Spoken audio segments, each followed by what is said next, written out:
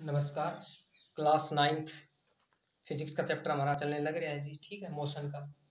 और आज हमारा जो शुरू होता है जी वो होता है ग्राफिकल। ठीक है, ग्राफिकल रिप्रेजेंटेशन। ठीक है, ग्राफिकल रिप्रेजेंटेशन हमारा ऑफ मोशन का शुरू होता है जी। ठीक है, ग्राफ बनाने सिखाएंगे जी आपको आज।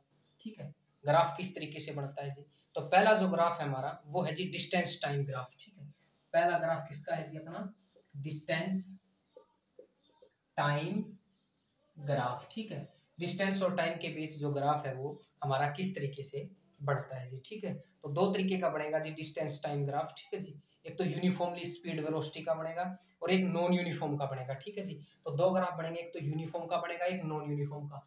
उससे पहले अपने को पता होना चाहिए कि यूनिफॉर्म और नॉन यूनिफॉर्म में क्या डिफरेंस है। यूनिफॉर्म आपको पता ही है, equal distance equal interval of time, हर एक चीज इक्वल हो। और नॉन यूनिफॉर्म का मतलब यूनिफॉर्म में ना हो। ठीक है, unequal distance equal interval of time. तो पहला जो ग्राफ है जी हमारा वो है डिस्टेंस टाइम ग्राफ। ठीक है, तो पहला ग्राफ कुछ इस प्रकार का है जी अपना। ठीक है, ये एक्स एक्सिस है जी, ये वाई एक्सिस है जी। और अपने को ये याद रखना है कि एक्स एक्सिस के ऊपर हमें क्या लेना है जी, टाइम लेना है। और टाइम किसके अंदर मेजर होता है, सेकंड के अंदर मेजर होता है। अच्छा, टाइम जो है वो एक्स एक्सिस पे ही क्यों लेना है, ये बात आपको ये ध्यान रखनी है कि जो इंडिपेंडेंट वेरिएबल होता है ना वो हमेशा एक्स एक्सिस के ऊपर लेना है। ठीक है, इंडिपेंडेंट वेरिएबल ही हमेशा एक्स एक्सिस के ऊपर लेना है। इंडिपेंडेंट का मतलब जो किसी के ऊपर डिपेंड ना हो। अब टाइम तो किसी के ऊपर डिपेंड है ही नहीं, इसलिए ये एक्स एक्सिस के ऊपर लेना है। तो टाइम सेकंड के अंदर मेजर होगा और डिस्टेंस जो लेना है यानी कि वो मीटर के अंदर लेना है। ठीक है, मीटर के अंदर मेजर करते हैं तो वो वाई एक्सिस के ऊपर लेना है। ये सिंबल है जी, डिस्टेंस को एस से रिप्रेजेंट कर रखा है, टाइम को टी से रिप्रेजेंट कर रखे हैं, यानी कि सिंबल बता रखे हैं।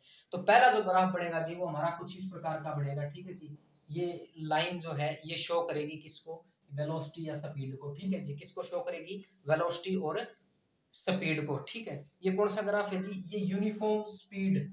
ठीक है, यूनिफॉर्म स्पीड कह लो या फिर वेलोसिटी कह लो। ठीक है, ये यूनिफॉर्म स्पीड और वेलोसिटी का ग्राफ है जी, जो इस तरीके से बढ़ेगा। ठीक है जी, ये लाइन किसको शो करेगी, स्पीड या वेलोसिटी को शो करेगी। ठीक है जी, ये अपने को पता होना चाहिए। एस किसको रिप्रेजेंट करता है, डिस्टेंस को, टी किसको, टाइम को, और वी किसको, वेलोसिटी या स्पीड को। ठीक है, तो ये हमारा जी पहला ग्राफ। ठीक है, यूनिफॉर्म स्पीड और वेलोसिटी का जी। सेकंड जो ग्राफ है वो कुछ इस प्रकार है, मैं आपको बता देता हूँ। ये तो फर्स्ट ग्राफ था। ठीक है, तो सेकंड ग्राफ ये तो यूनिफॉर्म स्पीड का है। ठीक है, या वेलोसिटी कह लो। सेकंड जो ग्राफ है वो हमारा वही है जी, एज इट इज। अपने को एक्स एक्सिस के ऊपर टाइम लेना है सेकंड के अंदर, डिस्टेंस लेना है मीटर के अंदर। ठीक है, इसके अंदर जो ग्राफ अपना दे रखे है जी वो कुछ इस प्रकार से दे रखे हैं। ये जो ग्राफ है ये ग्राफ शो करेगा जी किसका, नॉन यूनिफॉर्म स्पीड का, नॉन यूनिफॉर्म स्पीड या वेलोसिटी। ठीक है, नॉन यूनिफॉर्म स्पीड या वेलोसिटी। वो तो यूनिफॉर्म था जी, देखो मैं एक बार आपको रिपीट करवा देता हूँ। ये तो यूनिफॉर्म वाला था। यूनिफॉर्म का मतलब इसका ध्यान से देखो जी, हर एक चीज टाइम के साथ बढ़ने लग रही है, equal distance in equal interval of time. हर एक चीज, दोनों चीज क्या इकट्ठी बढ़ने लग रही है, यानी कि यूनिफॉर्म है। ठीक है, लेकिन ये नॉन यूनिफॉर्म है। ध्यान से देखो इस ग्राफ को, ये यूनिफॉर्म के अंदर नहीं है जी। तो ये है अपना जी सेकंड ग्राफ।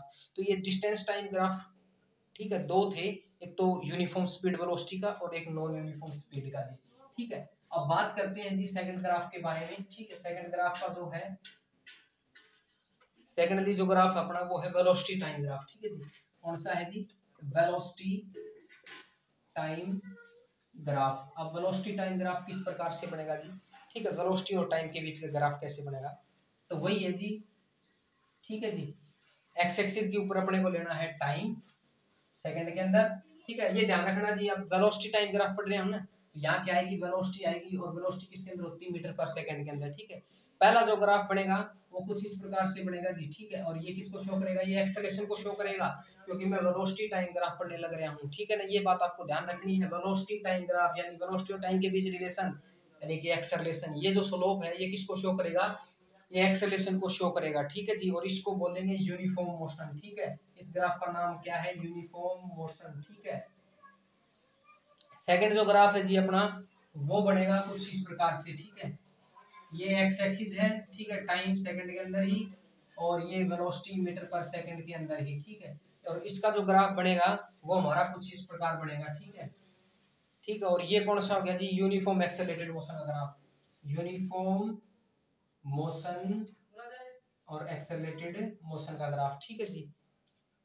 ये जो स्लोप है शो करेगा किसको, एक्सेलरेशन को शो करेगा जी, ठीक है। तो ये डिस्टेंस टाइम ग्राफ का और वेलोसिटी टाइम ग्राफ का हमारा रिलेशन या ग्राफिकल रिप्रेजेंटेशन थी, ठीक है। ये हमने ग्राफ बनाने सीखे हैं जी।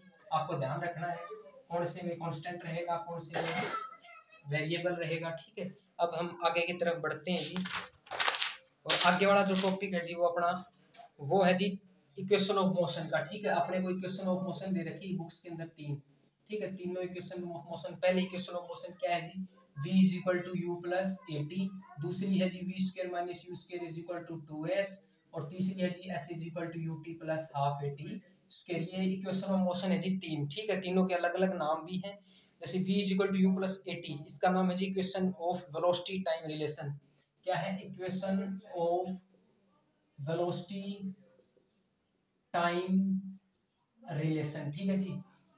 और v square minus u square इसका नाम है जी equation of position velocity, equation of position velocity relation, ठीक है जी। और तीसरी का नाम है जी अपना equation of position time relation, equation of position time relation. आपको इन तरीके से इनको याद रखना, पहले equation of motion v is equal to u plus a t, दूसरी s is equal to u t plus half a t square, और v square minus u square is equal to 2s, ठीक है। v is equal to u plus a t को नाम दे दिया equation of velocity time relation, ठीक है। और v square minus u square 2s को नाम दे दिया equation of position velocity relation, ठीक है। और s is equal to u t plus half a t को नाम दे दिया equation of position time relation, ठीक है। तो ये चीजें भी आपको ध्यान रखनी है, तीनों इक्वेशन ऑफ मोशन को याद रखना है, तीनों के नाम याद रखने हैं जी, ठीक है। फिर भी अगर किसी भी प्रकार के ग्राफ में इन इक्वेशन ऑफ मोशन में दिक्कत आई हो तो आप पूछ सकते हैं। Thank you.